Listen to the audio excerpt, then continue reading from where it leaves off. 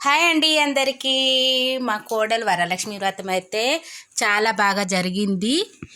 చూడండి, అమ్మవారైతే సాక్షాత్తు అమ్మవారిని చూసినట్టే అనిపించింది. టెంపుల్లోకి వెళ్ళినట్టే చాలా తృప్తిగా అనిపించింది. చూడండి ఎంత చక్కగా అలంకరించిందో అమ్మవారిని. కానీ నాకైతే మనసు ప్రశాంతంగా అనిపించింది ఇక్కడికి వెళ్ళాక. మొత్తం సూపర్ అనిపించింది. వరలక్ష్మి వ్రతం అయితే సూపర్గా జరిగింది. అయ్యగారు పూజ చేశారు. తర్వాత వాయినాలు అయితే ఇచ్చేసింది. తర్వాత భోజనాలు అయితే చేశాము. ఫుల్ వీడియో చూడండి, ఓకేనా? మరి చూడండి ఎంత చక్కగా జరిగిందో. వరలక్ష్మి వ్రతం అయితే సూపర్ అనిపించిందండి.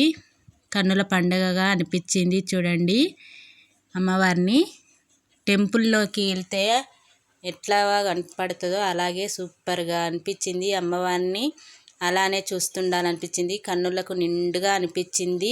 పండగలాగా అమ్మవారిని పిలుచుకొని పండగ చేసుకున్నట్టు అనిపించింది. చాలా బాగా అనిపించింది. చూడండి ఎంత చక్కగా అలంకరించిందో మా కోడలు.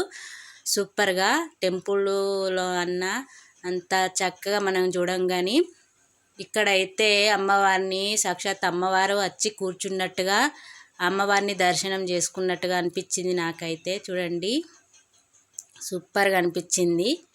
మా వదిన అయితే ఇట్లనే ఉంచుకుంటా, నేను పూజ చేసుకుంటా, రోజు తీయాలనిపించట్లేదు అని అంది మా వదిన అయితే. చూడండి మా వదిన అంత చక్కగా అనిపించింది. మా కోడలగో పూజ చేస్తుంది. కోడలు చక్కగా అయితే అనిపించింది.